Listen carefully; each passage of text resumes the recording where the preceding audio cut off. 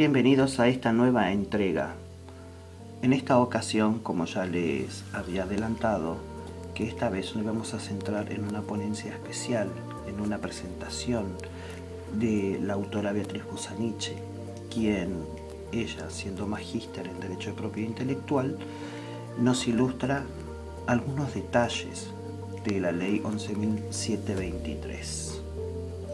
Esta ley argentina sobre el derecho de propiedad centra sus creaciones, sus ítems, como bien lo habíamos hablado anteriormente, en una restricción absoluta.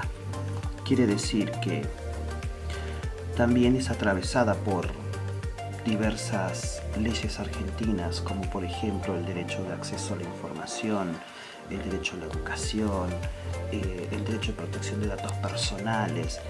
Bueno, es muy compleja de poder comprenderla en su mayor amplitud, y en esta ocasión vamos a tratar de reducir un poquito la historia, la situación, y poner en concreto ejemplos claros para su entendimiento. Beatriz menciona a un grupo de entidades que las denomina entidades culturales. Las entidades culturales son las escuelas, los museos, las bibliotecas o todas aquellas entidades de bien público, es decir, que le pertenecen al pueblo, donde todos tenemos el derecho de acceder a una información y a servicios. También están incluidos los servicios. Y al parecer, mientras más avanzan los siglos o avanzan los años, nos vamos quedando atrás en Argentina en relación a estos bienes necesarios y humanos.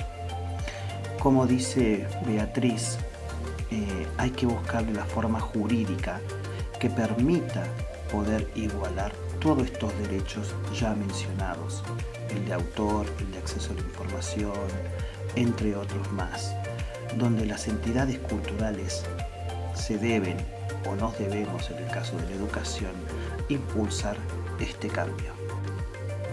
La historia de la Ley 11.723 menciona en su creación allá por el año 1933, siglo XIX, y esta ley fue creada justamente para esa época, que funcionaba bastante bien, y la licencia que más se destaca es el copyright, ese término anglosajón. ¿Por qué anglosajón? Porque se toma como modelo las protecciones que tienen Estados Unidos, que más adelante vamos a ver cómo van evolucionando estas licencias en ese país. Pero volviendo a nuestra Argentina, esta ley, este copyright se consolida en el siglo XX con las industrias del entretenimiento. ¿A qué llamamos industrias del entretenimiento? Al cine, al teatro, las óperas, conciertos. Bueno, y todo esto que nosotros buscamos para despejar un poco la cabeza. Y continúa en el siglo XXI. Y acá es donde se produce el problema, en el siglo XXI. Ya a mediados del siglo XX ya habían problemitas, pero en el siglo XXI lo termina de asentar, donde no le da unos espacios a las entidades culturales para poder debatir de forma equitativa y equilibrada en estas cuestiones también, que la educación cumple un rol fundamental porque está dentro del grupo de las entidades culturales, los bienes y servicios que todos los humanos tenemos, y en especial la 11.723 en la protección de derechos de autor. Se ha mencionado mucho la palabra derecho, derecho y derecho. Bueno, ¿por qué? Esa es una muy buena pregunta. ¿Quién tiene el derecho sobre qué? ¿O quién tiene el derecho sobre una obra? ¿Quién es el creador de esa obra? ¿Cuándo puede reclamar por una cuestión de infringir la normativa por un tercero? La ley 11.723 tiene dos principios que lo habíamos mencionado en el podcast anterior, sobre los derechos morales y los derechos económicos. Aquí empieza el recorrido de la interpretación de la ley. El primer parámetro del derecho es que nace en la fijación de la obra, o sea, en la creación de la obra, donde no tiene un requerimiento de trámites ni de gestión. ¿Qué quiere decir esto? Que las ideas son de todos, es decir, el creador o creadores somos todos. El tema es el proceso de esa creación. Es ahí donde parte esta cuestión de la protección. Para que se entienda mejor, vamos a un ejemplo claro. Un grupo de cineastas decide crear una nueva película y sabemos que todo lo que lleva este tipo de creación, de montaje, de publicidad, dineros y millones de dólares para poder darle un buen efecto y que también sea considerada una de las mejores películas y recupere toda esa inversión versus un adolescente, un niño que está grabando un TikTok. Acá la pregunta es, ¿quién tiene el derecho sobre esa idea? ¿Yo le podría sacar esa idea al cineasta o al adolescente? Y es para preguntarse, porque como Beatriz comentaba, que toda creación es considerada de carácter legal, hecha por cualquier persona. Continuando con la idea que nos deja Beatriz sobre el derecho de carácter legal que cualquier persona tiene para la creación de una obra, y seguimos sumando más problemas, porque la ley presenta problemas, o sea, no es que más allá proteja, que está bien esto de proteger, pero también presenta problemas para las nuevas generaciones. Y un dilema es el tiempo. La pregunta es, ¿cuánto tiempo tiene que pasar para poder tener permisos sobre esa obra o sobre cualquier situación que haya sido protegida en materia de derechos de autor? La Convención de Berna establece un plazo de 50 años post-mortem. Mucho tiempo, ¿no? Sí. Tienen que pasar 50 años y se empieza a contar a partir del 1 de enero del fallecimiento del autor o de los autores que hayan estado o hayan participado en esa obra o creación. Y acá viene nuestra legislación argentina. ¿Cuánto pide? ¿Cuánto tiene que pasar? 70 años. Siempre contados del 1 de enero a partir del fallecimiento. Son muchos años. Y acá es la pregunta obligada. ¿Y de qué derecho hablamos? ¿Cuándo una escuela o una entidad pública o un docente puede acceder libremente a esos documentos? Porque convengamos que todo lo que le pertenece a un Estado, al bien público, le pertenece a la sociedad. Y aquí empiezan a cruzarse las leyes en el caso del derecho al acceso a la información, derecho a los bienes, derecho de propiedad, justamente. Es un debate exquisito, largo y bastante fino. Aquí no termina el proceso de restricción que tiene esta ley. Muchas entidades han peleado fuertemente para que se intente hacer modificaciones, pero hay brazos duros. En el año 96 se incorpora el uso de Internet y también una serie de medidas técnicas de regulación para la copia y el acceso. Son 2 tratados. Y en el Tratado de Protección de Copias o Medidas Técnicas sería el DRM. Cuando hablábamos anteriormente sobre las licencias, bueno, una de las licencias de protección es el DRM. Hay infinidades de licencias. Y para que sean más claros los ejemplos o traducibles en estas teorías, vamos a hablar sobre las marcas de agua. En los trabajos de PDF o en los trabajos de Word que uno hace en la escuela, le pongo estas marcas de agua sobre el escrito y ya estoy protegiendo un trabajo, o en su defecto le incorporo claves. Pasa también en los dispositivos, en los software, en los hardware, que cuando quiero instalar un programa me pide ciertos requisitos y ahí empieza esta cuestión de medidas técnicas. O hago un simple viaje a otro país, me compro un CD de música que me guste y lo quiero reproducir a mi regreso en mi país de origen y no puedo, porque justamente ese CD está protegido por estas medidas técnicas. Pasa con distintas cuestiones más, que cuando uno viaja y compra ciertos aparatos tecnológicos y no los puedo reproducir. Cada país tiene su propia protección o lo que nosotros conocemos como las normas IRAM. Esas normas que tanto mencionan justamente son para regular la propiedad de cada país. Todas estas protecciones, creación de las creaciones en sí, es bastante compleja de poder evadir. Hay países que, por ejemplo, tienen tantas restricciones o son tan duros en la legislación que no tienen ningún problema en sentenciar a las personas que han infringido la norma. Y tomando esto de lo que quién tiene el derecho, quién posee la potestad o de la creación absoluta, vamos a pasarnos un poquito al tema de los derechos morales, que ya lo habíamos mencionado.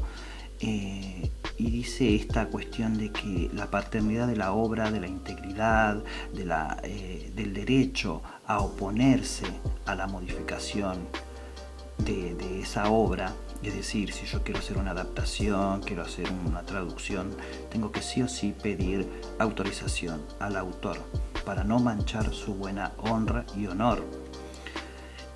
Y pasa mucho en educación. En educación, esto que proliferan los PDFs y demás, a veces resulta súper imposible conseguir la charla o el permiso del autor. Pero acá hay un tips muy importante para que tengan en cuenta todos los docentes. Cuando hablamos de trabajos inéditos, ¿qué se entiende por inéditos? Que todavía no ha sido publicado, que no se dio a conocer. Y en especial los trabajos personales de los docentes. Para poder proteger ese trabajo, la ley 11723 es muy clara ahí. Uno tiene que hacer la cita bibliográfica sí o sí, tiene que hacer una cita o un apartado que diga que este trabajo está protegido por el artículo 17 de la 11723. Quiere decir que si un docente u otra persona quiere realizar alguna modificación sobre ese escrito, deberá pedirle permiso al creador, en este caso a este docente que ha utilizado un montón de herramientas para poder explicar su clase, es decir, es su creación y no es en sí la idea estaba plasmada en un diseño curricular que es general, pero el proceso que aplicó el docente para explicar le pertenece.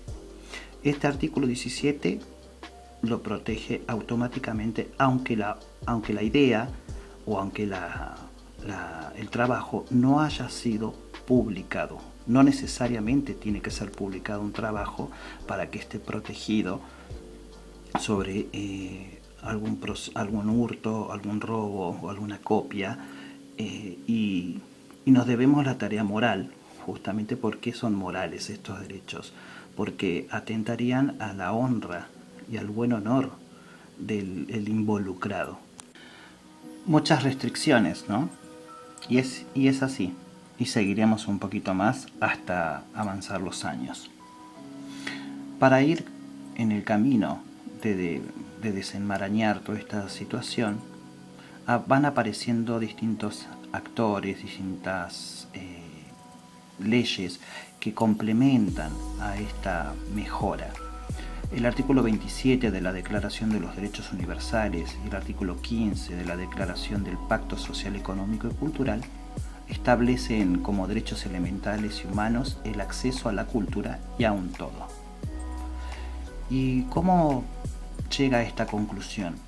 Se basa en que la defensa de este bien cultural le pertenece a todo el mundo, es de un dominio público.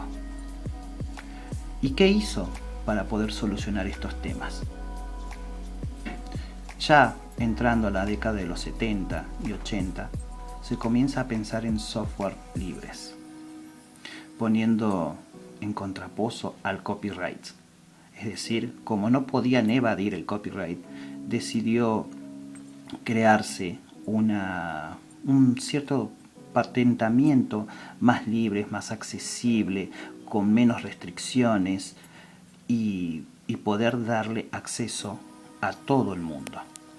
Pensando en una libertad justa, donde se puedan estudiar los códigos fuentes, en el caso de los software, y hacer adaptaciones a las necesidades de cada uno, entre otras cuestiones, obviamente relacionados a los software. Y aquí aparece una licencia nueva, la famosa licencia de copyleft. ¿Qué es el copyleft? Quiere decir esto como que yo te doy el acceso, pero vos tenés que sí o sí hacer una devolución de reconocimiento. Es lo único que piden. En el caso de que si yo decidí agarrar un software de libre acceso, modificarlo completamente, ponerle otros colores y demás, yo tengo que reconocer la fuente principal. Comienza lo bueno, algo mejora. Qué buena frase, ¿no? A partir del siglo XX se funda una licencia nueva. Seguimos con el tratamiento de licencias. En este caso, Creative Commons. Quiere decir licencias libres.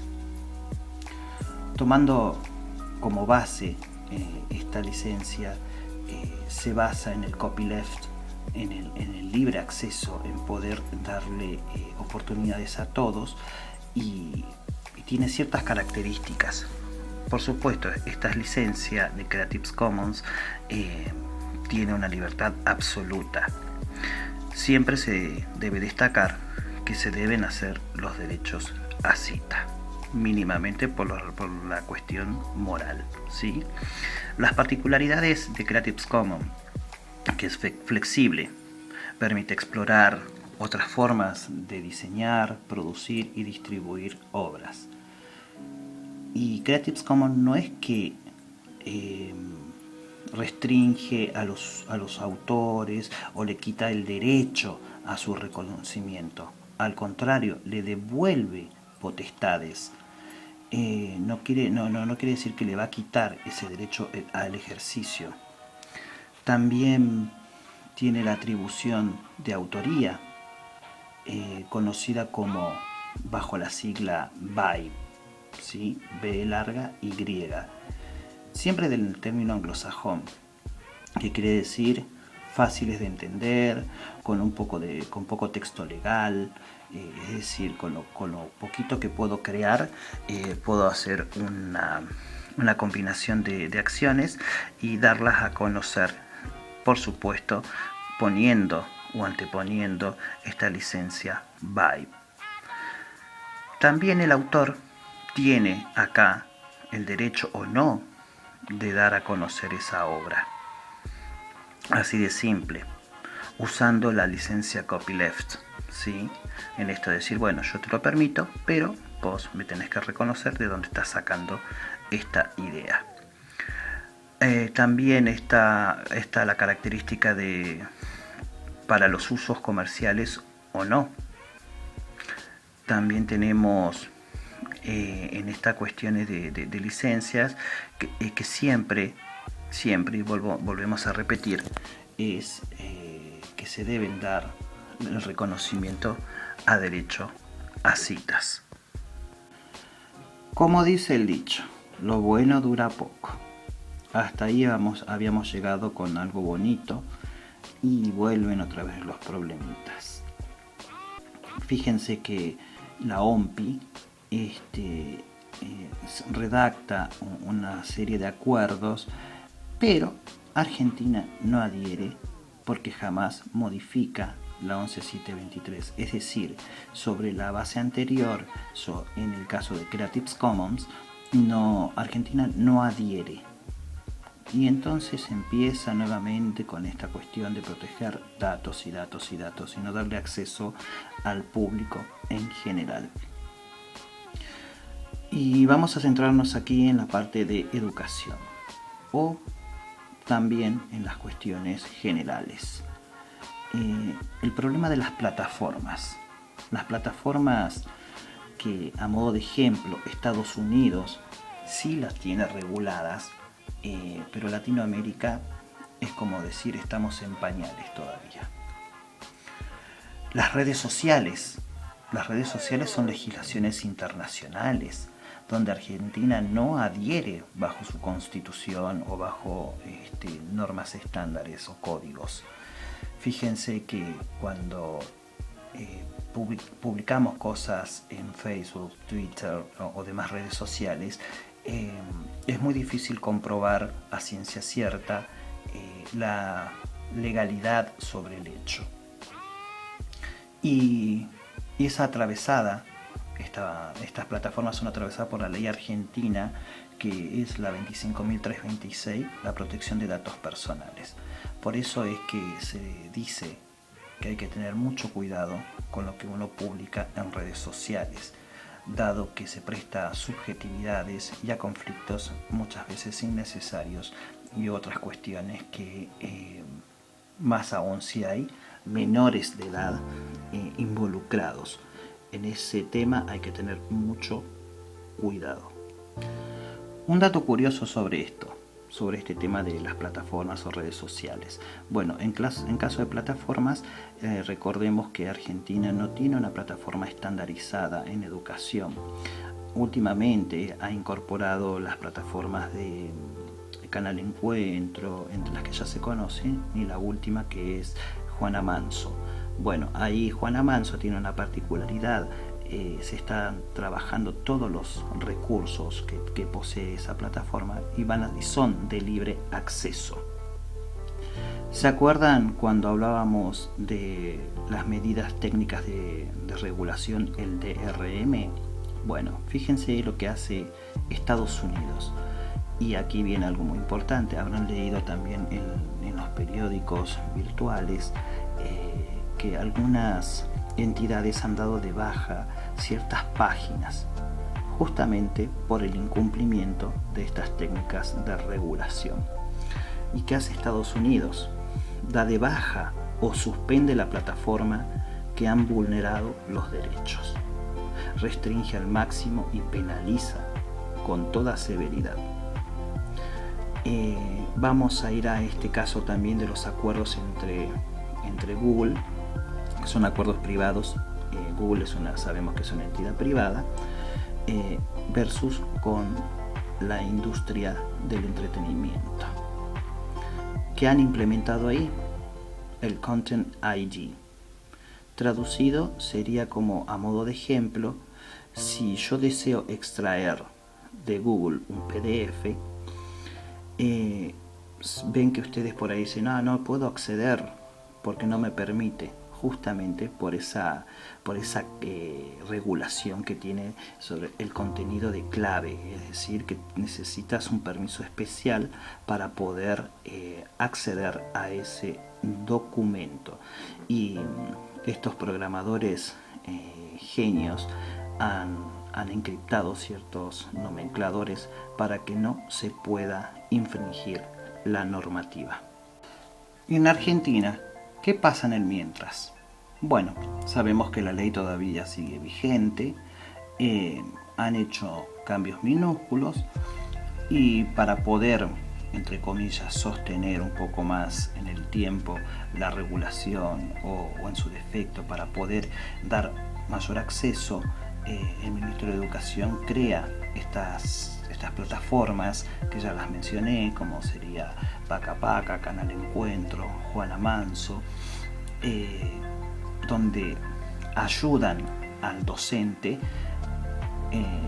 poder mejorar su contenido áulico, pero no resuelve, eso sí, no resuelve el dilema sobre las bibliografías que los docentes usan en sus programas. Debe quedar claro que en el artículo 10 de la Ley 11723 cita el derecho, es decir, que da a dar a conocer que se debe citar obligatoriamente todo lo que uno hace, y el artículo 17 protege los trabajos inéditos. Y en este webinar o presentación que hizo Beatriz Busanich y María Clara, dos expertas en derecho de propiedad intelectual, se armó un lindo debate donde yo hice la transcripción de algunos temas, algunos tópicos de preguntas que han hecho los oyentes, y me parece interesante traerlas al ámbito del podcast para poder dar a conocer y sentarnos entre todos a debatir un poco más sobre cómo hacemos para poder mejorar como entidades culturales esta propuesta. En este debate que se produjo con las autoras en el webinar, surgieron distintos interrogantes por los oyentes. Dentro de ellas podemos encontrar la pregunta: ¿cómo protejo mi trabajo? Y Clara responde: en el caso de educación, los materiales que el docente genera como creador, es conveniente conformar un escrito formal donde permite o no la reutilización del mismo. Quiere decir que debo acordar con el equipo directivo o el colega que ese trabajo puede ser proyectado o no, darse a conocer o no. Beatriz nos dice que no existe el permiso tácito, sino que hay que encontrar en este permiso que sea explícito, ya sea documentándolo en el registro, avalando en algún momento de un correo formal o en la clase misma o en el documento mismo. En casa pasa el ejemplo de cuando el alumno pide permiso: mire, profe, ¿puedo grabar? Bueno, el docente ahí mismo en ese oral de grabación que va a tener el alumno, tiene que exponer que va a ser producido solamente para la clase o se puede dar a conocer sin ninguna restricción. También Beatriz aclara que el uso de los materiales, el docente es muy creador en esta situación. Puede crear muchísimos textos, pero se le complica cuando ya le quiere incorporar imágenes, gráficos, porque sabemos que hablamos de propiedad de derechos. Entonces, ¿cómo el docente puede sortear esta situación? Sugiere que nos basemos en las licencias de Creative Commons, que ahí no va a tener ningún inconveniente en incorporarle o enriquecer ese texto para su clase, por el simple hecho de que se puede reutilizar y nutrir para otros actores. Es decir, que la vida del docente puede ser efímera en el cargo, o porque puede pasar una situación o se retira y queda ese trabajo para el que viene y lo puede mejorar. Otra de las sugerencias que deja Beatriz es que por ahí el docente se tiene que organizar un poquito más y empezar a armar bancos de ideas o tipo carpetas de acciones donde están esos trabajos bajo licencias Creative Commons y pueda reutilizarlo y no volver a crear algo nuevo. Justamente estas licencias permiten la creación y recreación de poder generar nuevas acciones a la hora de implementar nuevas estrategias en la clase. Otra de las preguntas que se fueron suscitando en este conversatorio fue: ¿qué pasa con las bibliotecas escolares a la hora de dar acceso? Importantísimo para los bibliotecarios.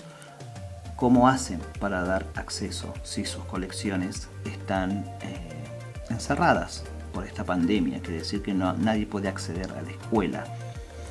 Clara dice que las bibliotecas se deben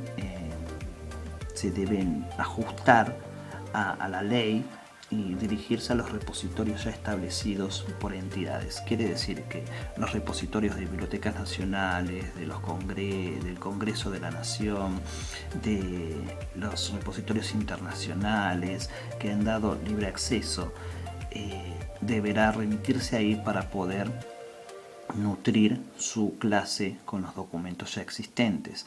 Pero por ahí pasa que el docente necesita otro material y no es justamente sobre ese repositorio. En el caso que Beatriz da una respuesta bastante interesante y muy desafiante, menciona que los derechos no son absolutos. Entran en juego los derechos personales y estos ceden ante derechos superiores. Cita como ejemplo el derecho a la educación, que es un derecho universal reconocido en todos los pactos y en especial en los derechos del niño, niñas y adolescente. En nuestra Constitución, en el artículo 75, inciso 22, ahí argumenta de que la educación es prioridad y es un derecho superior. Por lo tanto, sí o sí se le debe dar el acceso a la información sin importar el medio y la forma. Hay que hacerlo. En otras palabras, es prioridad. Bueno, y aquí es como que nos insta a que demos el acceso sin importar la situación de la ley 11723 o cualquier otro derecho. Ese niño tiene el derecho, o ese adolescente tiene el derecho a la lectura, al acceso a la información, por lo que ya veníamos hablando sobre los bienes, servicios y derechos. Para cerrar este encuentro, vamos a hacer un repaso de todo lo que se habló. Y diríamos que comenzamos con esta situación histórica de la ley 11723, algún que otro ejemplo que mencionaba las leyes de datos personales, la 25.326, los derechos principales sobre el autor, quién tiene la potestad, cuándo nace la obra, versus este ejemplo que citó Beatriz Busaniche sobre el cineasta con toda la producción masiva que tiene que hacer versus el adolescente que genera un TikTok. A ver, a la idea le pertenece a todos, pero es el proceso lo que se tiene que defender. Por otro lado, pasábamos a estas necesidades que tenemos todos los seres humanos al acceso a la información por su artículo 27 de la Declaración de los Derechos Universales y el artículo 15 de la Declaración del Pacto Social, Económico y Cultural, que todos tenemos un derecho, menciona estos artículos de las leyes mencionadas. Y después, pasando el tiempo, en la década del 70 y el 80 van apareciendo estas situaciones de decir, bueno, a ver, ¿cómo puedo acceder a la información y darla a conocer? Y ahí generan estas situaciones de licencias nuevas. El copyleft. El copyleft es que, recordemos que es para dar a conocer y que se reconozca de dónde viene la fuente. El derecho a cita, de eso estamos hablando. Después aparecen las licencias de Creative Commons. Bueno, estas licencias son particulares porque tienen un libre acceso, uno puede hacer un montón de cosas, puede reutilizar, puede volver a crear y recrear la situación, mejorarla y poder concluir con un trabajo mucho más fino, ¿no? Y por último fue el debate que produjeron estas dos autoras ante la ponencia de propiedad intelectual, que me pareció súper interesante, sobre quién tiene el derecho y quién no.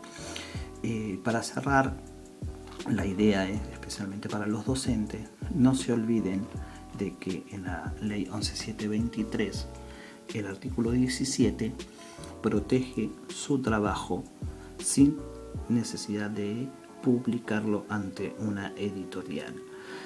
Y las escuelas nos debemos el debate de proteger el trabajo de todos nuestros docentes, porque es importante, porque genera nuevas acciones para la institución, un marco más general, y es una cuestión de derechos morales. Yo debo respetar el trabajo de mi docente, o debo respetar el trabajo de mi compañero, y también debo respetar el trabajo del alumno. Dicho esto, en el próximo encuentro vamos a hablar sobre las citas APA. En este caso, las citas APA, como vamos a hacer las citaciones bibliográficas justamente para los trabajos en web, los trabajos en PDF, para que el alumno pueda tener una herramienta de citaciones bibliográficas a la hora de presentar trabajos que los docentes tenemos la costumbre de pedir.